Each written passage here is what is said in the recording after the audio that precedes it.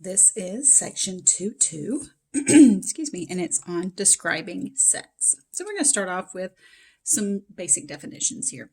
So a set is really just an undefined term. It's just the best definition we can come up with is a collection of objects. So the objects in a set are called the elements of a set. We typically use braces, those are the little curly things here, to denote a set.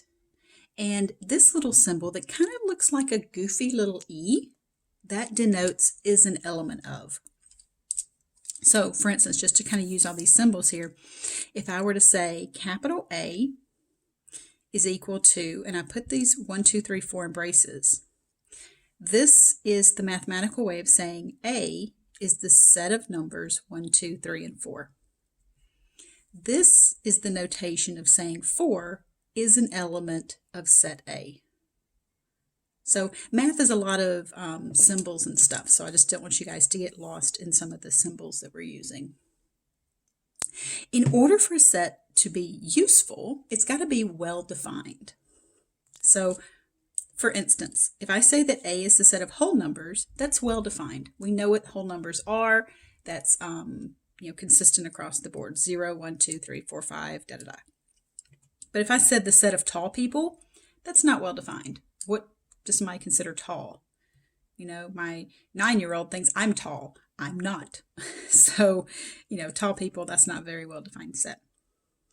We have a couple of different ways of writing sets within those braces. We have something called roster notation, and that's just a list.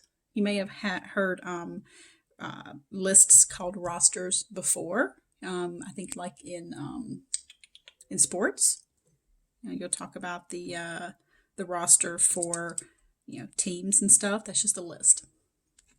Then we have set builder notation. This one looks a little more menacing, but don't judge it based on how it looks. It's sweet, it's nice, it's funny, it's got a great personality. It's fun at parties. So this is just a way of saying the set of x values such that x is greater than or equal to 0 and x is a whole number. So I was just seeing if I wrote that on the next page. This little line right here represents the word such that, and this is x is greater than or equal to 0, and x is a whole number. So is an element of the set of whole numbers. So that's how you read that. These are the same set. Believe it or not, these are the exact same set. This is just one way of writing it. This is another way. Given a choice, I tend to like roster notation just because it's a lot less to have to write. It's a little less confusing for students too. So, all right. Two sets are equal. Let me just kind of cover some of this up so it's not so daunting. Two sets are equal if and only if they contain exactly the same elements. Now, when we say if and only if, that's what's called a stronger if. If you say two sets are equal if they contain the same elements, that may not be true read backwards. If they contain the same elements, are they equal? Yes, that's what an if and only if statement is. It's what's called a biconditional statement. It means that this statement is true both ways. Two sets are equal if they have the same elements, and if they have the same elements, they are considered equal. Now, two sets are equivalent. That's different. I've heard students use equal and equivalent interchangeably, and they're not. They're not the same thing. Equivalent, they're equivalent if and only if there exists a one-to-one correspondence between the two sets. That's just a super sexy way of saying that the two sets have the same number of elements. Yeah. A one-to-one correspondence just means if you have two sets with 5 elements that you can just, do a quick little Now just grabbing a piece of paper here. So like if you had 0, 1, 2, 3, 4, and you had A, B, C, D, and E, those are said to have a 1-to-1 correspondence because we can correspond A to 0, B to 1, C to 2, D to 3, 4 to E. So those can be put into what's called a 1-to-1 correspondence. Each one element corresponds to one and only one element in the other set. So that's what's called equivalent sets. And basically they have the same number of elements. That's how you're able to put them into that 1-to-1 correspondence. So the number of elements in a set actually has a name. It's called the cardinal number, or the cardinality.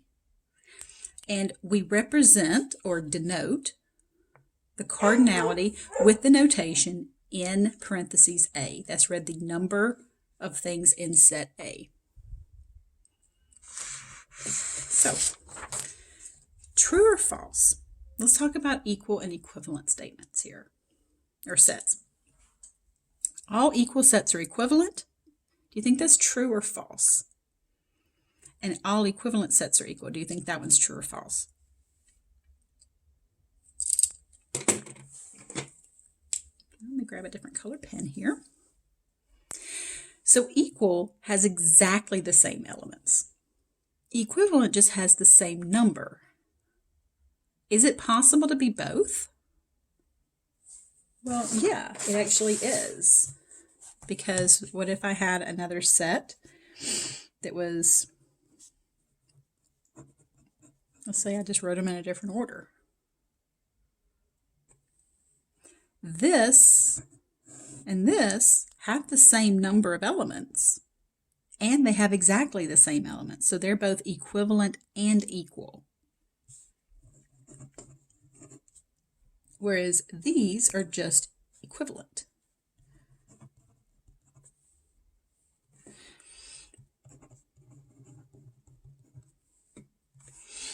So if two sets are equal, they have exactly the same elements, which means they have the same number of elements. So if it's equal, you're guaranteed it's equivalent. But just because it's equivalent does not mean it's equal. As we saw over here, these two were equivalent, but they're not equal. Now, if you have a set that has no elements in it, it's said to be the empty set. Some people call it the null set as well. We denote the empty set with either braces that are empty, or you can use what looks like a 0 with a slash through it. That's the empty set. You can't use those together, though. Okay? That is not the empty set. Because that set, those braces, have something inside them. So it's either empty braces or that symbol that represents the empty set.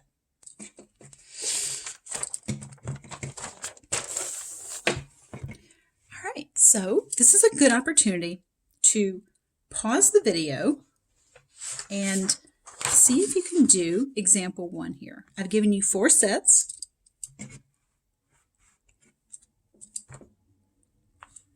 And they're all in roster notation. And I want you to determine which of these are true or false. Now remember, this means equal, that means equivalent. So this is a good opportunity to pause the video, work along with me. Don't just watch me do it. So play along.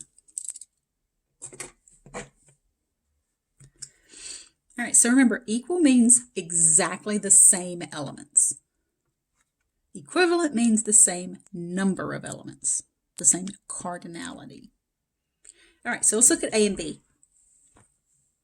Do they have exactly the same elements? They may be in a different order, but no, they don't have the same elements. So that would be false. All right, is A equivalent to B? Do they have the same number of elements? Well, yeah, 1, 2, 3, 4, 1, 2, 3, 4. That one's true. because their cardinalities are the same. The number of elements in A is the same as the number of elements in B.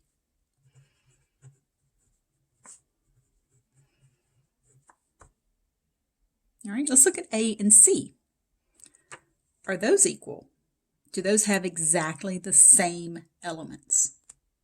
Yeah, they both have a 1, a 3, a 5, and a 7. Are they equivalent? Yeah, they have the same number of elements as well. And remember, in the previous page, we said if it's equal, then you're guaranteed it's going to be equivalent.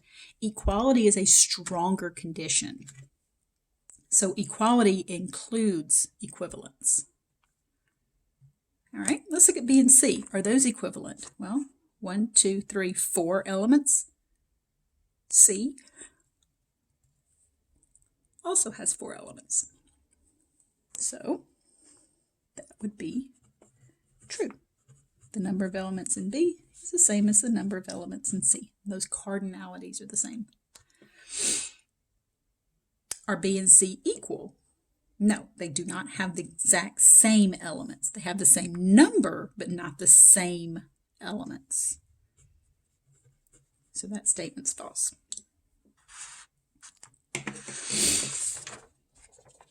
All right. Next up, I want you to give a real-world example of a set that is empty. Now, these answers can vary, but a lot of times when we talk about the empty set, people really can't think of something that is an empty set. You know, why would we ever even talk about this? Well, I gave you 2 examples. One of them, I just called it set D because I used, I use A, B, and C a lot. So I'm just like, okay, let's use D. That's the set of female presidents of the United States. That's an empty set. Another empty set, if you want to be more mathematical about it, the numbers that are both bigger than 10 and smaller than 2. There's no numbers that fit that criteria, that fit both criteria. And again, I wrote, that those are the same thing, but the braces with the empty set symbol inside is not the empty set. Neither is, the set of 0. Some people say, well, that has nothing in it. No, it has 0 in it. So it has something in it. It's not empty. All right.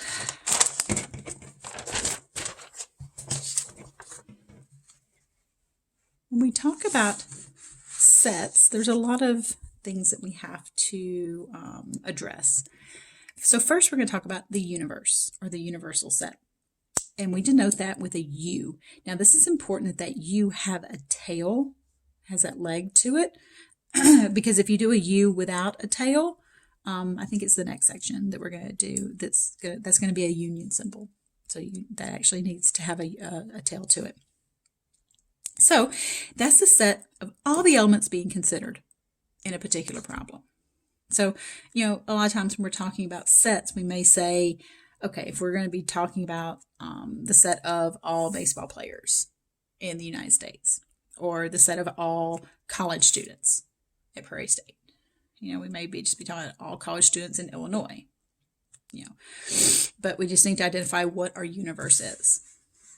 Now, the set of elements that are in the universe, but not in a particular set, let's call it A, is said to be the complement of set A.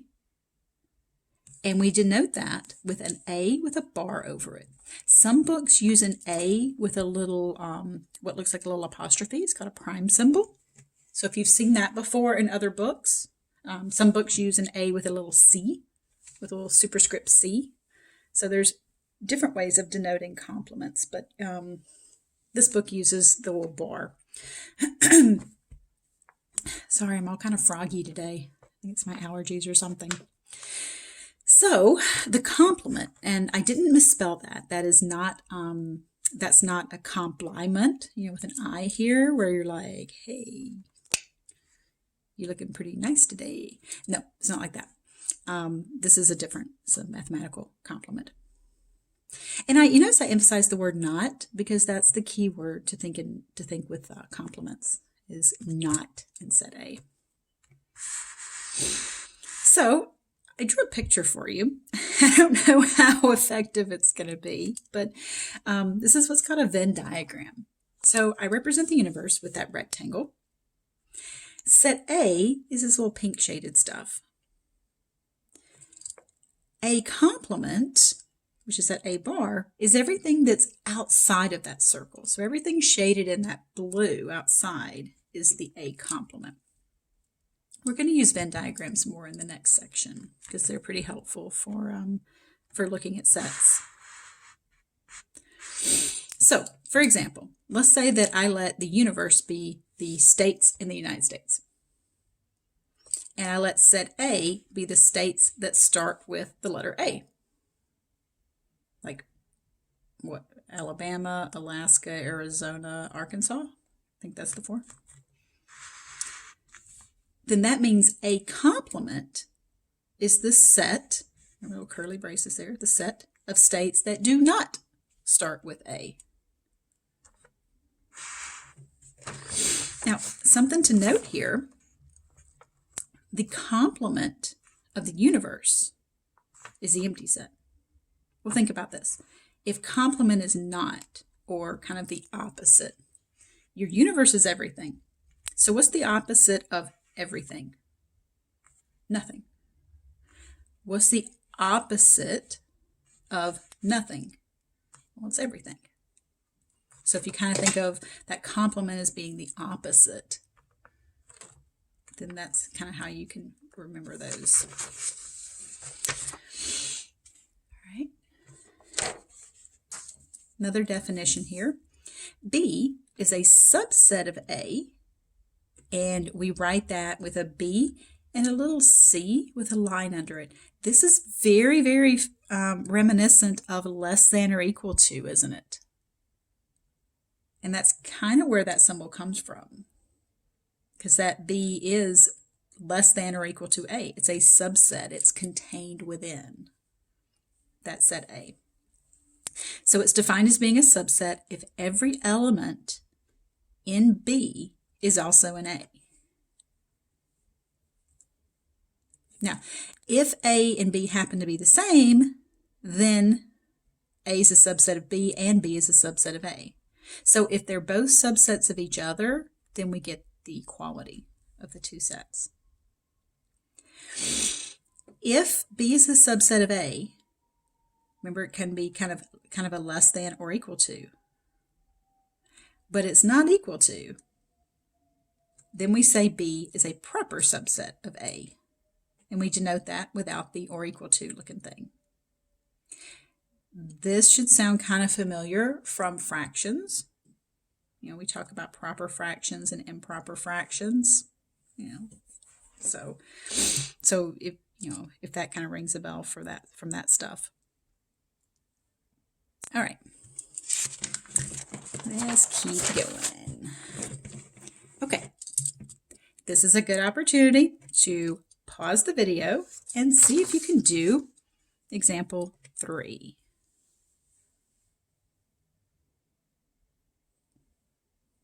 All right, so true or false? If A is a subset of B, then A is a proper subset of B. What do you think? And notice the other one is the other direction. If it's a proper subset, then it's this. Well, again, let's think about this as less than or equal to. If A is less than or equal to B, then is A guaranteed to be less than B?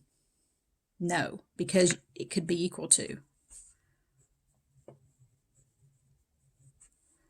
But in this direction, if A is less than B, then yeah, it's less than or equal to. So I like to do these kind of things just to make sure that you fully understand not just the definitions individually, but how they connect to each other. So.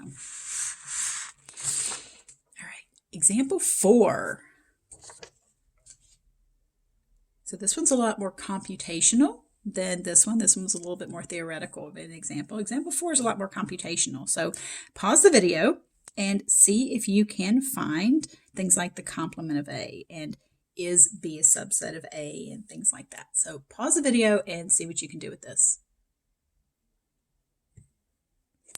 All right, so A complement is the set of things that are in the universe but not in set A. Okay, so that's going to be the set of things that are in this universe but are not in set A. So A is 2, 4, 6, 8, 10.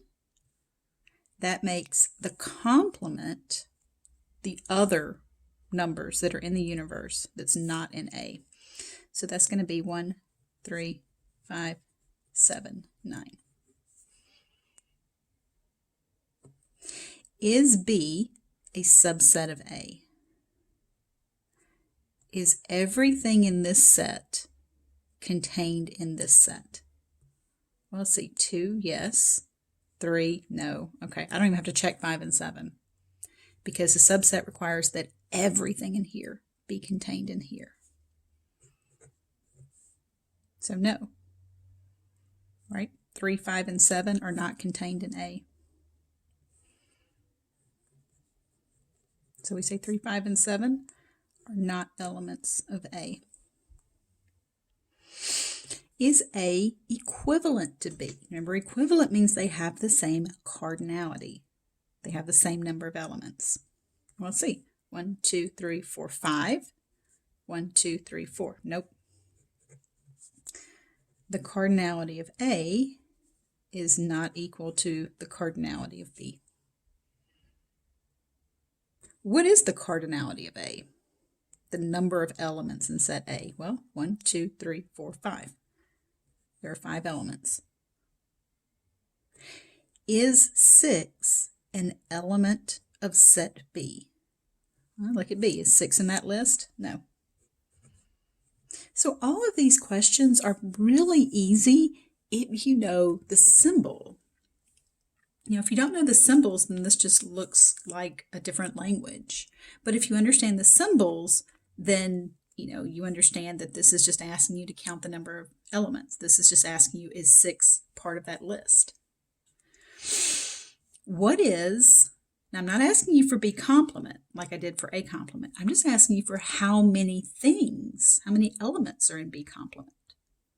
Well, let's just write out B complement.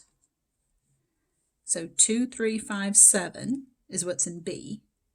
So B complement would be 1, not 2, not 3, 4, not 5, 6, not 7, and then 8, 9, and 10. So the number of elements in that list is 1, 2, 3, 4, 5, 6. So the cardinality of that is 6. Now, you could have gotten that a lot easier, right? You could have said, well, there's 10 things in the universe, and there's 4 in set B. So 10 minus 4 is 6. So if you did it that way, that's awesome too. I just wanted to show you, kind of all the stuff that's happening there. So we'll just put that down. The number of things in the universe is 10, and the number of things in B is 4. So the number of things in B complement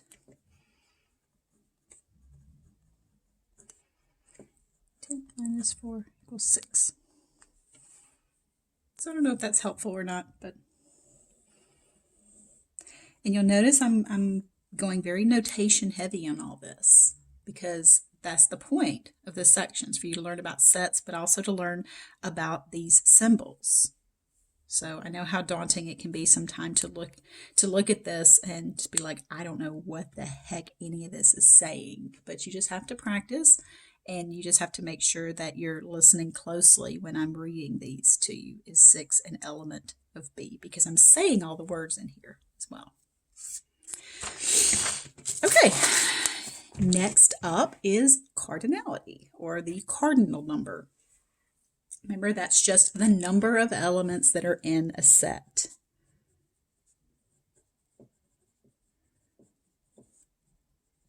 It's just a super sexy term for it. So pause the video and see if you can do any of these or all of these. Just A, B, and C. See if you can find how many numbers are in this list. Remember that the dot, dot, dot means the pattern continues. So you can't just say it's 1, 2, 3, 4, 5, 6, 7 things, because this dot, dot, dot means there's a whole bunch of other stuff in there. All right, so pause the video and see what you can do. Okay, well, you're probably going to need a calculator for this one. There is a pattern in here, and you might see the recursive pattern before you see the non-recursive one. So it's a doubling pattern, right? So 8 doubles to 16, 16 doubles to 32. But that recursive pattern, meaning that you need the previous term to get the next term, isn't so helpful for finding out what term number this is. Instead, it's more helpful to look at this as 2 to the 0, 2 to the first, 2 to the second, 2 to the third, 2 to the fourth. So a doubling is an exponential function, which is powers of 2. So a little guess and check, and we're going to figure out what power of 2 that is. So let's just grab the calculator, and let's just bust out some guess and check. Let's say 2 to the 8th power. All right, that's not it. 2 to the 8th power was 256. I'm too low. Let's go 2 to the 11th. Oh, 2048, too high. Let's do 2 to the 10th. 1024. There we go. So that one's 2 to the 10th power. That was just from guess and check. So don't you think there was some kind of like super secret, algebra, something or other going on there? Okay, so how many numbers are in the list? Does that mean there's 10? No, look, we started at 0. So we got 0, 1, 2, 3, 4, 5, 6, 7, 8, 9, 10. So how many numbers are in that list? Let me give you a second to see if you can figure out how many numbers are in that list. If we stopped at 2 to the 3rd, that's 4 numbers in the list. If we stopped at 2 to the 4th, that's 5 numbers in the list. 2 to the 5th, there's 1, 2, 3, 4, 5, 6 numbers in the list. So there's 11 elements in that set.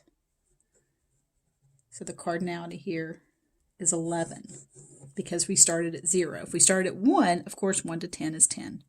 But we add one more on there because of that 0. All right, I'll give you a hint about this next one if you haven't already got it. It's arithmetic.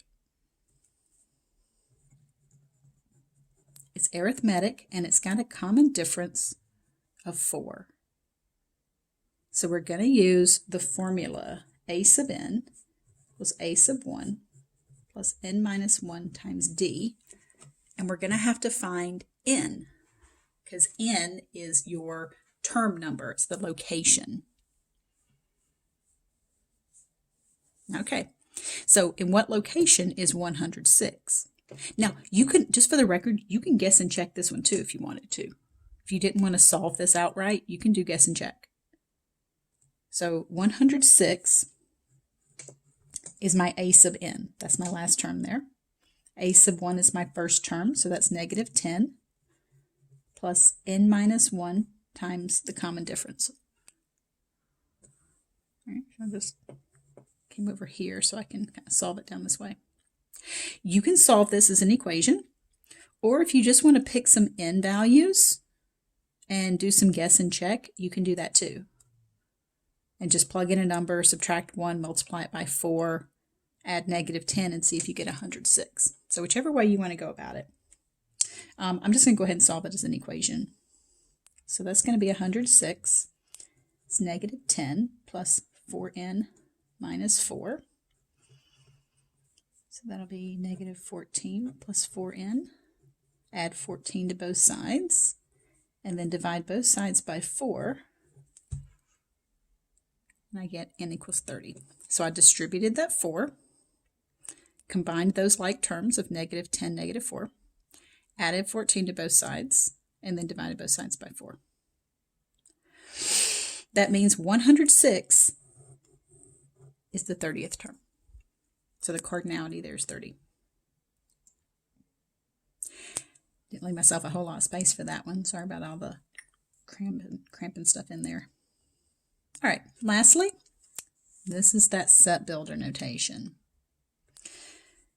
So what is the cardinality? How many elements are in the set of x's such that x is a natural number?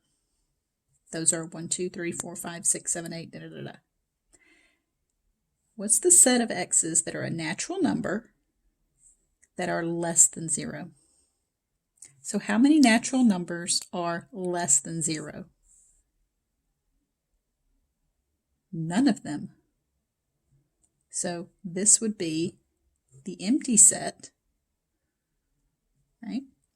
And the number of elements in the empty set is 0. So I asked for the cardinality. I asked for the cardinal number, so the number of elements is 0. That doesn't mean zeros in the set. It means there's nothing. There are no natural numbers that are less than 0.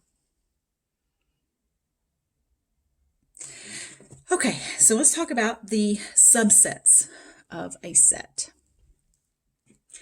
How many subsets does the set ABCD have? Well, I have taken the liberty of writing them all out for you. Look at that. Oh, so pretty. Oh. Jazz hands. So the empty set is always a subset of everything. The set with one element, there's 4 of those. Sets with 2 elements, we get AB, AC, AD, BC, BD, CD. The arrangements of 3 elements and then 4 elements. So we end up with a total of 16 subsets. Now, this is actually kind of useful because we're going to find that it's useful later on to know how many subsets something has. If a set has n elements, it will have 2 to the n subsets.